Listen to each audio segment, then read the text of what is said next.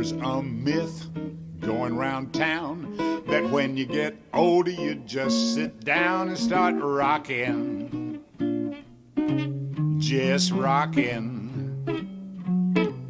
In a way that's true, if you know what I mean. Just take a look at the senior scene. Well, it's rocking. I want to thank you guys for coming to an afternoon of classical music up close with pianist Robert Buxton.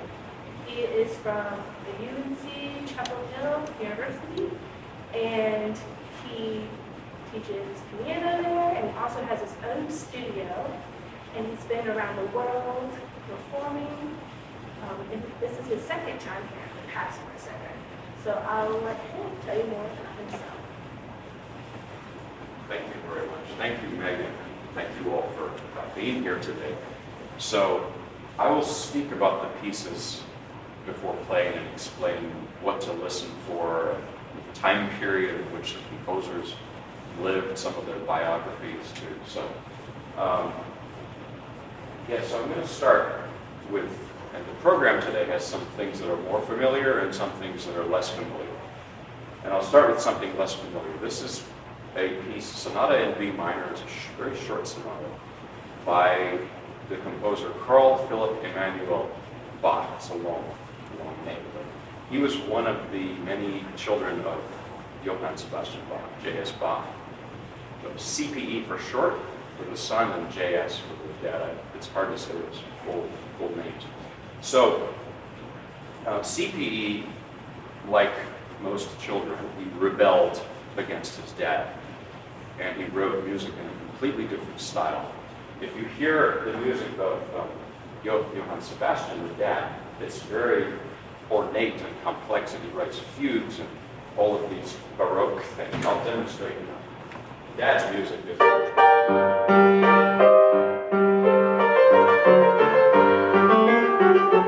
It's a lot of intricacies going on. So C.P.E. Bach, the son, his style was much more transparent, much more, I would say, vocal or opera-like. J.S. Bach didn't write any operas. He wrote cantatas, but not write opera. C.P.E., on the other hand, did. And C.P.E. Was very famous in his lifetime. Less so now. I think he should be more well-known, but it's another story. And C.P.E. Bach was also famous for his improvisations. And this piece to me sounds like a written out improvisation. There's some letters of people who heard him play. We obviously don't have any recordings from 1750. I'm sorry, I wish we did. But there's some accounts of his playing that C.P.E. Bach would be so immersed in his improvisations, he would even start to cry. So I hope I don't do that today. I'm kidding, but that's not what I'm planning to do. So he worked, he also had a good job. C.P.E. Bach worked for King Frederick the Great in Berlin, so he was, had a nice situation there working for the court.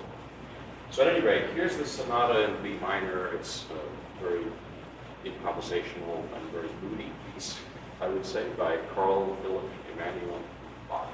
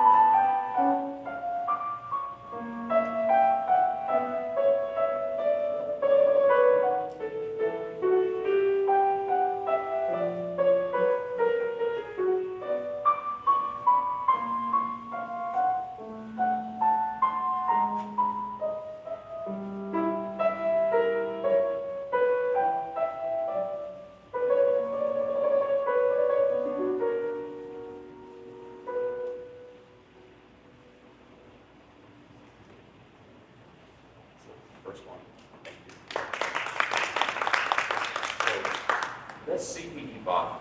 And I forgot to mention that this composer, C.P.E., he greatly influenced Mozart, Haydn, even Beethoven, later composers who we will usually call them classical era composers. Sometimes I avoid those terms, Baroque, classical, romantic, because they're useful terms, but it's not as if Mozart woke up one day or Haydn woke up one day and said, I'm a classical composer. That was later, we put those terms later on. So, in other words, they didn't necessarily think of themselves as living in that era. I don't know what they'll call our era 100, 200 years from now. It's interesting. Probably something we would have never guessed. So, at any rate, I'm going to move ahead in history to Frédéric Chopin and play a few short pieces by him. So Chopin was born in 1810, so this is, again, the term romantic would be appropriate for Chopin. And he was born in Poland, but had to, due to political conditions, wars and such in his homeland, he had to get out. And he spent most of his life in Paris as an exile. And he deeply missed his homeland. And many people say that his compositions are all nostalgic.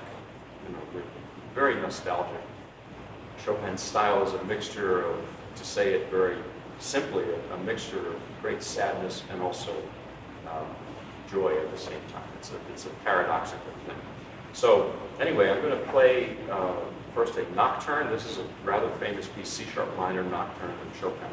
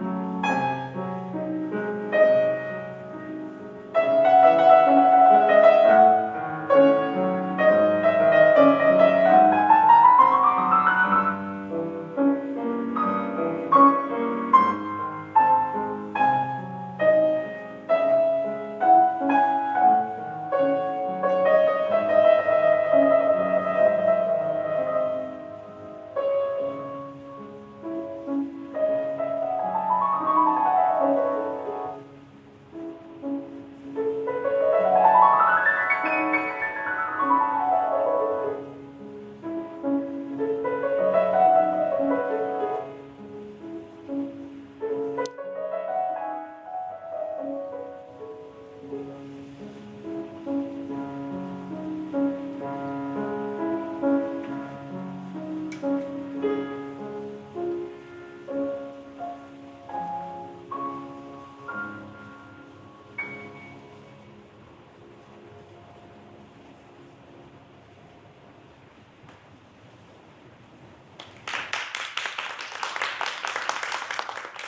going to move now to a lesser-known composer by the name of Roy Harris.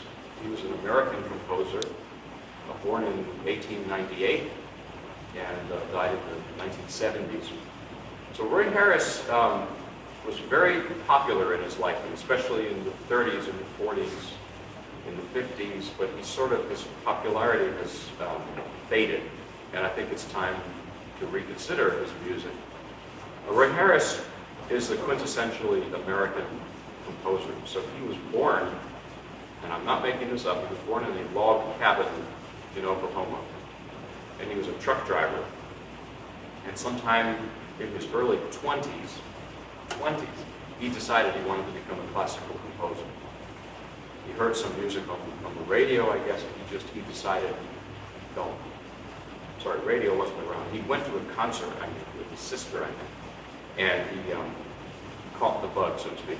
So he taught himself for a while, and then he must have been he was a very talented man. So he ended up going to Paris to study with Nadia Boulanger, the most famous teachers of composition in the 20th century. And she trained him like crazy. She taught him. He learned so much from her. And he was one of her favorite students, along with Copland, who was also a student of Boulanger.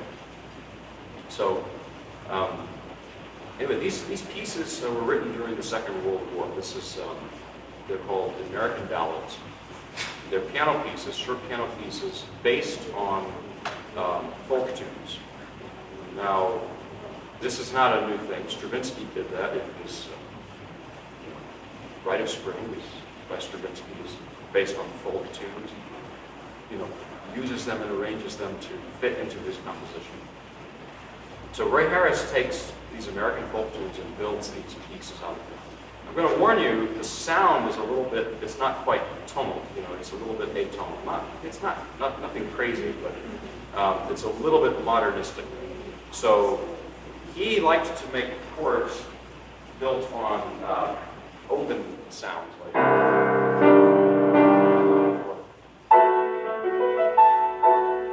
these very open sounding chords. And to me, that open sound evokes the Great Plains, perhaps where he was from, Oklahoma, Kansas.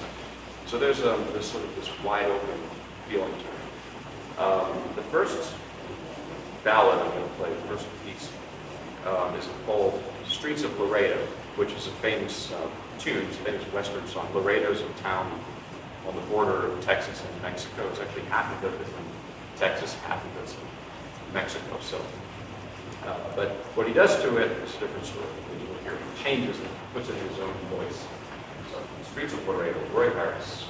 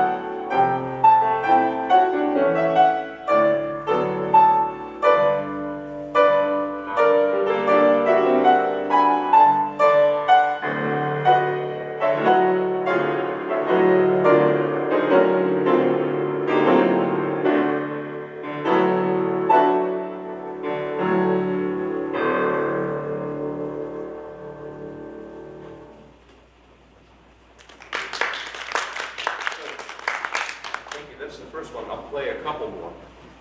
The next one is based on a gospel tune, Wayfaring the Stranger. But notice that having played one already, it definitely sounds, and I don't know how to define this, but it sounds American, I think, to me. And you can hear even some jazz influence. I could imagine even a big band playing that has that flavor a little bit. So here's the Wayfaring the Stranger.